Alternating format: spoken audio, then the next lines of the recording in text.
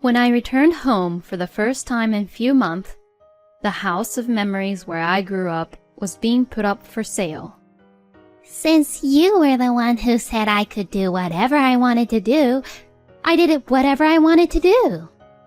If the compensation needs to be paid, then you should be the one who should pay it. It's your own house. Ha! This is my revenge because you continuously looked down on me because I was poor. Go to hell. My husband, Ken, and my mother-in-law, Lisa, who grew up poor, sold the house without my permission while I was away and got the money from selling the house. And they deliberately violated the contract and laughed at me, the owner of the house, to pay for the compensation which would occur due to this incident. But they had no idea of the consequences that was going to happen. Their selfish action was trampling on the feelings of not only me, but also to my parents. I'll never forgive them for what they have done. I have to pay because it's my house. Huh. Yeah, you better hurry up and pay. If you say that, then this house is not owned by me. Huh? And my husband, Ken, and my mother-in-law, Lisa, is going to hell because of what they did all on their own. I have been married to my husband, Ken, for 10 years. Ken and I have known each other since we were kids and have been together since we were young. We are in what is called a marriage in which I have a significantly higher socioeconomic status compared to Ken. I have lived with my parents, who are business owners, and I have lived comfortably. Ken, on the other hand, grew up in a single-parenthood family and didn't live a well-off life. Nevertheless, my parents and I were attracted to Ken's personality, so we never worried about his background. In fact, I think my parents had always loved him as if he were their own son. My parents decided to move into my father's other house to spend their retirement comfortably, so we are now living together in my parents' house where my parents used to live. This was also my parents' plan to support us as much as possible. We should officially change the ownership for the house's contract soon. After that, the rest is yours to do as you please. You're thinking of moving at some point, right? Maybe you can use the money for that.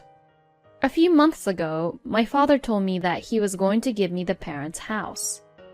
The house was all well cared for and was not at all inconvenient to live in, but it was too big for us who had decided not to have children.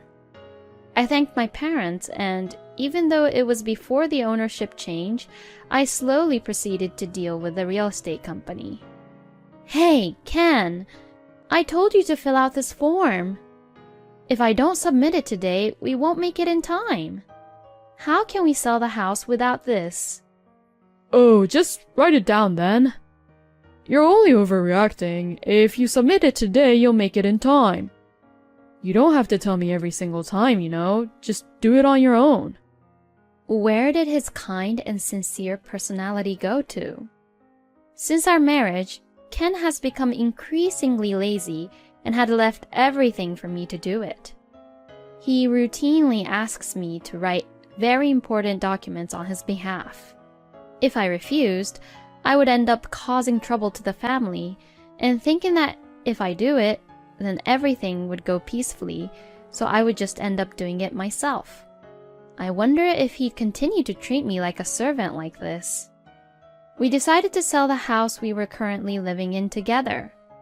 We have also chosen a new house in a place that will be both beneficial for us. But I was worried about the future of my married life with Ken and spent my days wondering if this was the right thing to do or not. Then one day, I received a call that my parents had been seriously injured in a car accident, and I rushed to visit them at the hospital. Although my parents survived, they were diagnosed with a total recovery time of 6 months and would need someone to support them for about 3 months. I'll ask Ken. I'll ask my company too if I could adjust my work schedule as well. I'll be the one to support you both. I asked my husband if I could go home to my parents for an extended period of time while I supported them. To that, he said, It's okay, it's your thing. And he had easily agreed. But to be honest, his tone was more like he couldn't care less than being worried about my parents. Anyways, I could go support my parents now. But then, another problem arose in my mind. Would Ken be able to live all on his own while I'm gone? Ken is one of those people who can't do any house chores. He can probably manage to eat, but he's not able to wash his own clothes, and the idea of taking out the trash on a certain day of the week is never in his mind. I wouldn't want my house to become a garbage dump. I was a little hesitant, but I explained the situation to my mother-in-law, Lisa, and asked her to support Ken. Please feel free to use anything and do anything in the house as you like. Oh my, you're in a lot of trouble, aren't you, Mary? I'm sure your parents have enough money to hire someone to support them. Or are you just missing your own parents, Mary? Don't worry, I will take good care of my own son. So don't you worry, you could stay longer than 3 months if you want. Lisa loves Ken very much, and probably sees me as the woman who took her son away from her. I was uncomfortable with the sarcasm that she would say to me whenever we had conversations like this. However, I thanked Lisa while suppressing my annoyed feelings because I knew that she was the only one who I could rely on at the moment. Then, I only got what I needed and headed to where my parents were. Every day was very hectic, and 3 months passed by so quickly and I couldn't really be in touch with Ken properly. But it was worth it, and my parents were getting better day by day, and once life after the hospitalization had settled down, I was ready to go home. I got into the car and hurried home. Leaving the natural surroundings of the town behind, I made my way through to the familiar landscape and arrived at home. But what? The house was no longer the house I knew. A for sale sign was posted in front of the house, and the real estate agency which was listed on the sign was unfamiliar to me. What's going on? I panicked and called Ken. On the other end of the line, I heard Ken snort out a little laugh, as if he was mocking me. I sold that house and moved back to my parents' house. I did everything for you while you were gone.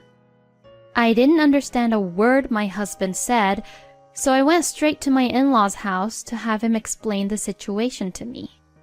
When I arrived at my in-laws' house, which was a 5-minute drive from my house, the first thing I saw was my personal belongings piled up at the front door.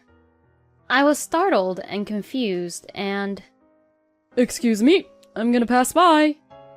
The contractor who came up behind me rang the doorbell to the house, exchanged some paperwork with Lisa, and then loaded the pile of my personal belongings into his truck and left. And afterwards, Ken came out of the house, and both Lisa and Ken looked happy as they were counting the money they had received from the contractor, and I couldn't even seem to recognize them since they dressed all fancy, and their car even had changed into a luxury car. Hey, Lisa! What is this all about?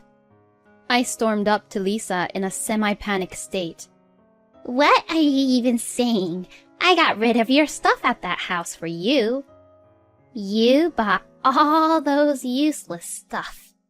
I guess daughters like you don't know how to take care of your own stuff well, since you were too well off. You are such an unfit wife to put your own parents before your own husband for such a long time. I feel so sorry for my Ken having such a scumbag wife. That's why I even told him to get a divorce from such a woman like you. Then, Ken told me that the house was now in your name, so I decided to take it in exchange for alimony. I found a real estate company that would pay me a very good price for the house and sold it quickly. Since you were the one who said I could do whatever I wanted to do, I did whatever I wanted to do." Then Lisa showed me the contract she had with the real estate company, smiled condescendingly at me, and explained the whole story. The contract was dated about a month ago. But that house should have already been under a contract with another real estate company, right? And if it's my house, any contract without my signature would be invalid. You did it without even telling me, and now you've breached the contract, and they'll ask to pay compensation. In panic, I said this to Lisa about the consequences, but I already heard that from my Ken. But it was you who signed the contract to another real estate agency without even asking my son, right? That's none of my business. So all I did was what you did, doing everything on my own. I couldn't care less about who signed the contract and whatnot. It's what you do regularly, right? So if the compensation needs to be paid, then you should be the one who should pay it. It's your own house." She shrugged it off as she said that. It seems that she believes Ken's story, which was told only from a victimized perspective. I felt that there was nothing I could say to Lisa, so I looked at Ken's face as if to ask for help. But I was astonished to see that my husband was also looking at me with a sarcastic smile on his face, just like Lisa. Finally, this day had come. This is revenge, you know. You've really been making fun of me for being poor all my life, huh? I'm the only one in the family with a different standard of living and values. You and your parents must have found that amusing. I have always felt miserable when I was with you. If being poor is so funny to you, then I'll teach you about what money can do. I don't accept that you're the only one who has a nice, good life. Go to hell. Ken vented his resentment towards me and slapped me with the divorce papers, which were all signed except for my signature stamp. I could have had Mom do everything and turned it in, but then it wouldn't have been a good revenge anyways. What an amazing dramatic turn of events. This is quite a scene where the young lady who made fun of the poor gets slapped down. There's no daddy or mommy here to help you out. Now, what are you going to do about it? Ken and Lisa seemed so satisfied with what they had done and looked really excited. But I was just so fed up with them that all my anger went away, because both of them are making a fatal mistake. Look, I'm sorry to interrupt your very excited moment, but this house is not mine. You guys are the ones who are going to hell. Huh? Huh? I've decided to reveal everything. There was no reason to cover for them anymore. I took out a document from my bag and showed it to them. This is the official registry of that house. As we talked on the phone the other day, the ownership name has been changed to Ken's name. As you know, with my parents' accident, the process has been delaying. But it changed just a week ago when you both agreed to sell the house. Huh? I didn't hear anything about this. Of course you didn't. I called you to check it if I should mail it to you, but you didn't even listen to me at all and just told me to take care of it. You probably don't even remember this, but I double confirmed it with you if it was alright or not. Ken stared at the registry document and looked at me in disbelief. How could it be Ken's? Normally, if I was the parent, I would have given it to my daughter, you know. Lisa was also in shock and rushed to confront me. Well, this is what my parents wanted. My parents had always loved Ken like their own real son. They also respected you, Lisa, as a respectable person. When they decided to give us the house, my parents believed that Ken would always take good care of me and that it would be a way for them to show their appreciation to you, Lisa, who had worked so hard to raise such a fine husband. And yet, you not only betrayed me, but you also trampled on my parents' genuine feelings. Ken and Lisa turned pale as they learned of my parents' true feelings. Their hands, which were clamped over their mouths, were trembling. As I said before, this is going to be a big problem involving both real estate agencies. You should expect that they would definitely claim for a good amount of compensation.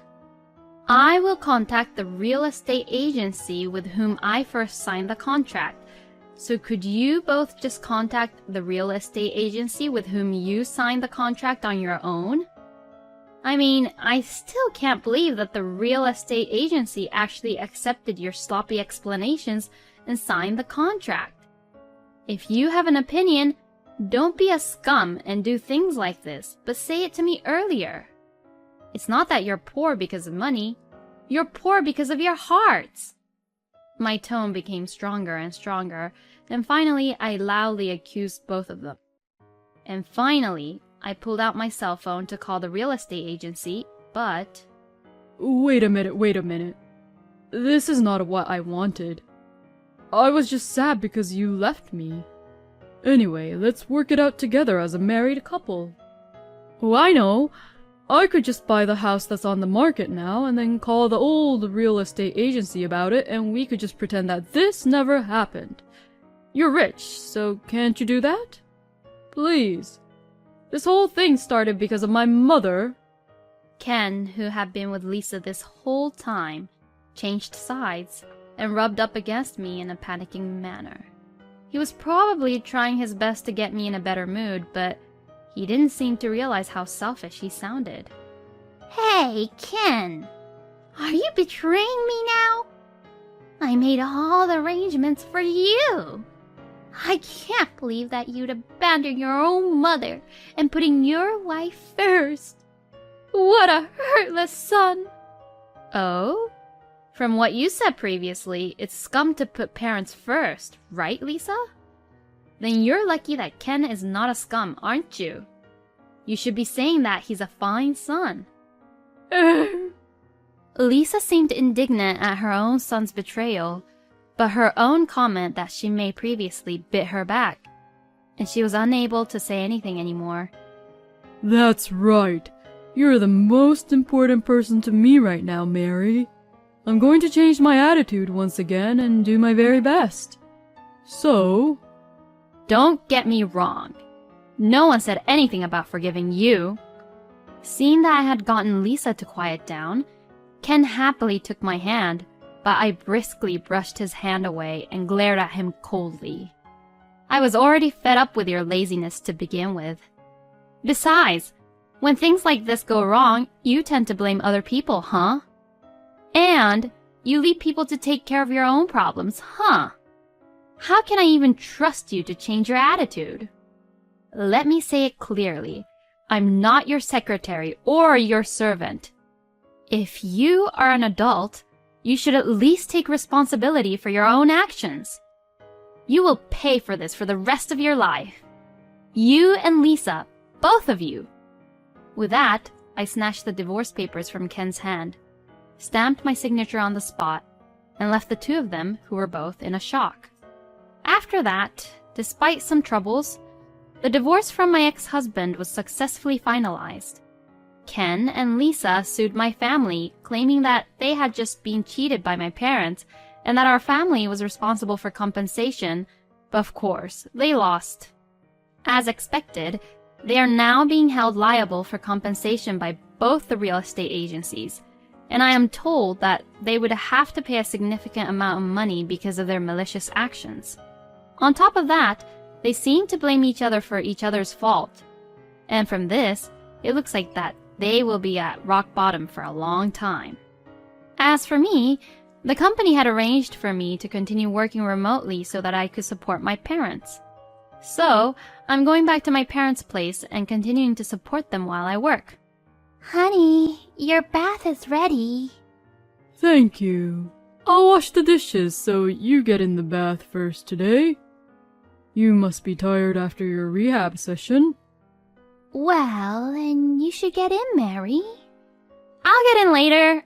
I also want to clean the bathtub after anyways, so you should get in and relax in the bath, Mom. My parents are still undergoing rehab from the accident, but they are still supporting each other and spending time together happily. I began to live with my parents for the first time in a long time, and seeing the two of them forever getting along with each other, I think to myself about this. After seeing my parents, I realized what was missing in my marriage with Ken. I think that it was respect and consideration for each other. There are things that I could have done to be more considerate, but thinking back, I don't believe that Ken and Lisa had any such feelings for me. At first, I was quite sad and frustrated by the divorce from Ken, but now I can say with confidence that it was for the best. If I ever meet someone again, I'll have to be very careful the next time. I hope I never have to worry my dad and mom again.